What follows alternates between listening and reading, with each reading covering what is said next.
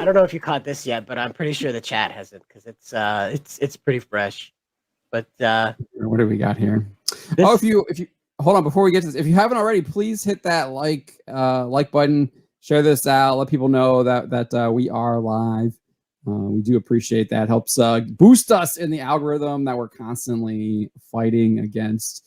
We do appreciate all of you guys being in here with us, going over this awful trailer.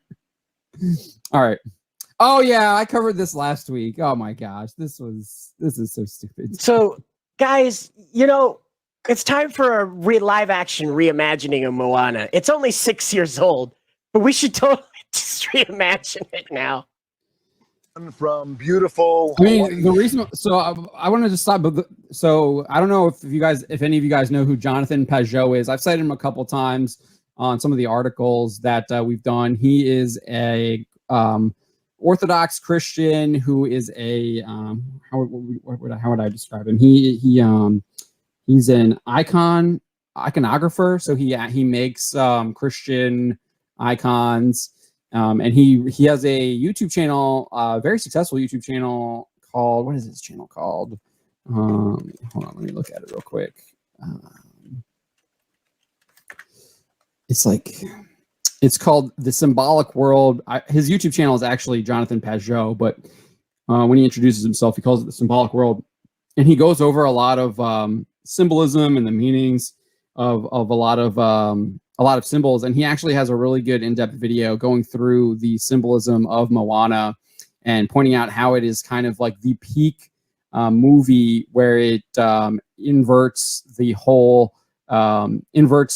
roles of the male and female, and even just completely eliminates the roles of the male or blames the males for everything that is going wrong in the culture. And it's really well done. If you haven't seen it, definitely recommend you check it out. And that's why they're remaking this movie. That's why they're doing live action of this. 100%. Okay, sorry. Go ahead. Oh, this is, yeah. We are here on the island of Oahu, where I did a lot of my growing up. As you know, Hawaii means so much to my family and me, and even though I live in California, traditions of our ohana, or ainga, as we say in Samoa, or get out of my way, as I say in California when I need to be somewhere where I live. Shaped by these incredible islands. That we don't have off the coast of California, where I live. The Pacific Islands and their cultures inspired a very special story, one that you all know very well.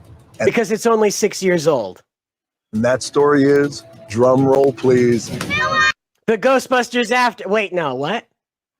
Moana! That's right. We are so excited and happy to announce that a live-action reimagining of Moana is in the works. Why? I told you why. It's literally because it's the prototypical Disney film that subverts the masculine for the feminine. That's exactly why they're doing this. Anything that they are remaking or reimagining at Disney, it's very obvious that they are trying to take down any kind of masculine characters and replace it with a feminine character, and not just replace it, but they want to also mock, deride, and blame any of the male characters for everything that is wrong. And the Dwayne "The Rock" Johnson's character in Moana is that character. Everything that is wrong with the world in Moana is because of his character. And he is supplanted by Moana. I mean, again, Jonathan Pajot has an excellent video going over all of the symbolism of that film and just how the movie brings down The Rock's character and has him replaced with Moana, and creates this kind of new feminine myth of that world. I mean, it's truly sick stuff. I have to point out what Volume Dealer said here. He says, "So excited, the kids don't care." And it's like, it's true. They're playing with random crap the film crew gave them to busy themselves with. And they don't even look up when they say Moana. They're still playing with sand as opposed to being excited about this. Even worse is they scripted it. It's just clearly scripted that way, because they do say Moana, like when he says this, that was like the key word. They went over that. That's right. It's completely scripted. And then they also try and make you think like the kids went out and got all of that stuff, where it was probably the producers before put it all there, so the kids could just come out and pretend to play with it. It's probably like a bag of beach stuff that they picked up at like a convenience store on the way down to the beach. Volume Dealer actually says them screaming was dubbed in. I think that's probably accurate too, because we never actually see them. It doesn't look like they actually do say it. Probably done in the studio. Do we see them say it? Bit, maybe not as loud as they did. Moana! That's right. I don't know. Hard to tell. They definitely pumped up the volume on that one. They're looking at the ground. Right. So excited and happy to announce that a live-action reimagining of Moana is in the works. Moana, Grammatala. I do want to point out what About is saying here. I mean, you got to give credit where credit is due. I mean, he took the L of Black Adam and has already moved on to Disney to do this Moana. So I will give him credit for that. He's not like just kind of like that's just taking the L and going home. He's trying to get more L's, I guess. He's got 2 strikes on him now. That Fast and the Furious flop. Now they've got into the Black Adam flop. I thought that Fast and the Furious spinoff, Hobbs and Shaw, actually was like it made money, or it was at least broke even. I think it was the last Fast movie that kind of didn't do so hot, and so because he pushes for those, it's him and Vin that pushes for those. Well, I think there's like a big beef between them. That's why they did Hobbs and Shaw spinoff, and they kind of wrote his character out of the main Fast movies. Okay.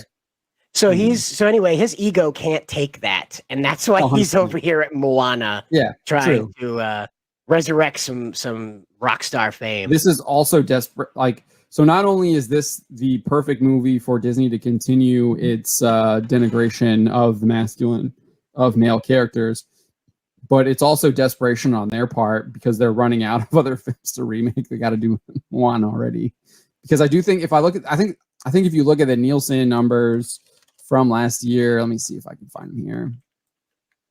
Moana was kind of I feel like it was up there. Let's see here. Streaming Unwrapped. Okay. Top 15 streaming movies.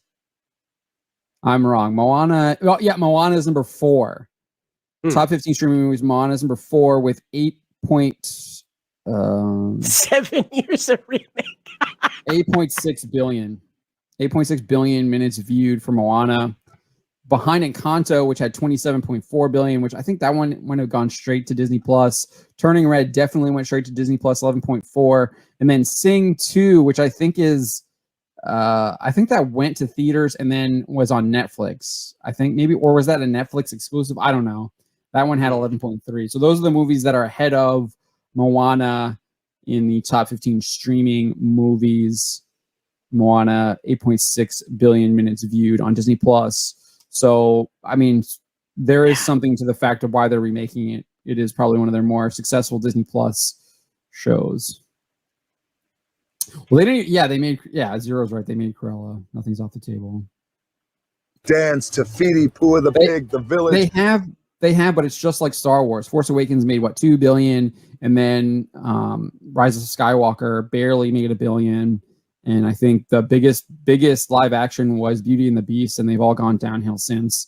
I think The Little Mermaid is going to be a flop. I think everyone's like, no one wants to see that besides like Twitter shills. Yeah, huge diminishing returns.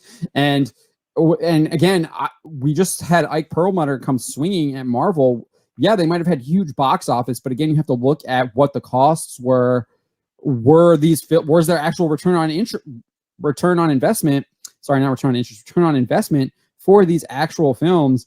I think Valiant Renegade points out that a lot of the Marvel films aren't actually bringing money back to Marvel. And Disney, they're actually losing money. And they're I guess they're treating them as loss leaders for merchandise that isn't even selling either. So who knows what's going on with that? But I don't. Who knows what's going on with that on the Disney side? My guess is probably the same thing, given the fact that was all being run by Bob Iger. I don't doubt it, honestly. Yeah, 100%. I mean, and Perlmutter said that Disney is basically run by a bunch of creatives that seemingly That's- don't have anyone telling them no. That's a when it comes to very, budget. very kind word to use for those people. There's another C word that I'd like to use. Creatives, keep it to yourself. This is a Mm. PG show. Yeah. PG show. We're family friendly here. Communists. Oh, okay, that works. God.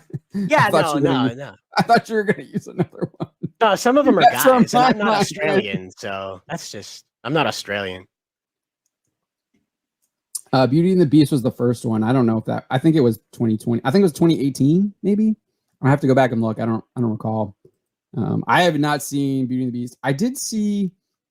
I'm trying to think. I haven't seen the Lion King one. I saw the Aladdin one. It was terrible, it was awful. But I think that's the only one I've seen. They're doing a Mufasa, a live action Mufasa, as a prequel to the Lion King, because everybody wanted to know where Mufasa came from. Yes. I hope he fights a space battle and like marries someone on the moon and stuff like that. It would be great. Yeah. That's where he came from. He came from space. He's a space lion. Yes, exactly. Everything the light touches. Yep. He's actually a Voltron droid that has become organic. See, that would be way cooler than what they're gonna do. Yeah. Little Mermaid is going to be a huge barometer. I'm actively rooting for that film to fail. So, all right. Are we done with The Rock? I guess we're done with The Rock. Okay. It just goes on like that about all the neat stuff in Hawaii. That's all.